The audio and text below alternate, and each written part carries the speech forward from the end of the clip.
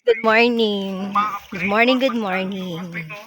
Sa sobra pong lakas ng hangin, natumba ang aming dragon fruit. Saya nga, oy. Na. Ayan ang aming dragon fruit dahil sa sama ng panahon. Aming solar. Yan. Na! Yung wire, nabagsak na! Mabagsak na yung wire.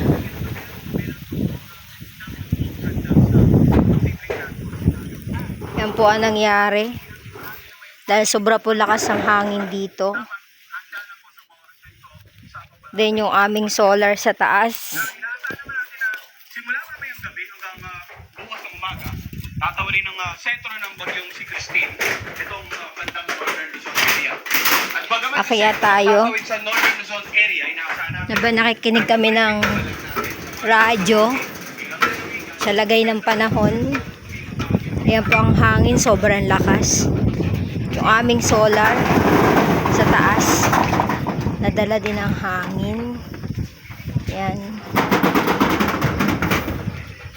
Grabe. Say hello, Tina, to my vlog. Hello, Tina, to my vlog. Hello, Tina, to my vlog. Ayan, grabe. Lakas ang hangin.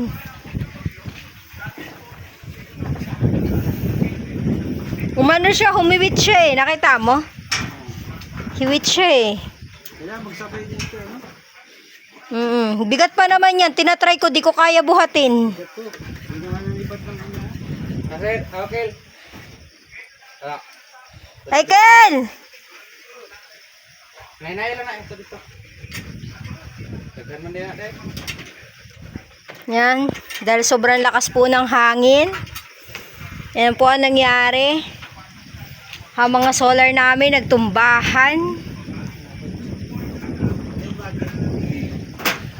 Na, Al, magbubuhat-buhat ka mamaya. Masakit na naman ang buong katawan mo.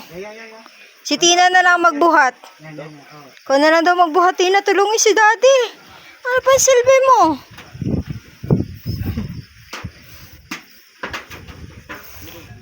Na, yan. Ito kami, grabe, ang lakas ng hangin. Yung, imaginein mo, yung saging, para ng lubi na dahon. Oh? Di mo na makikita yung saging na buo na dahon. Kel, tawag ka ni Archie. Patulong daw. Akyat ka dito. Yara. Datang. Ngayon lang na. Punta na kinahinay dito. Yan. Yan po si Tina, kasama namin. Yan ang nangyari sa aming solar.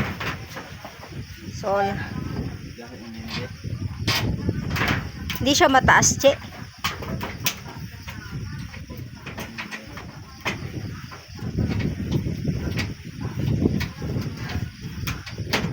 Yan, para pantay siya.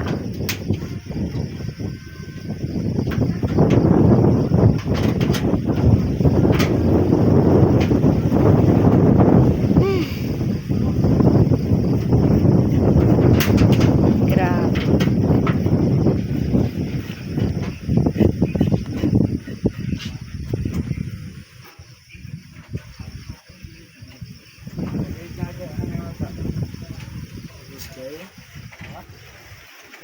Dragon fruit namin, saya nga, oy.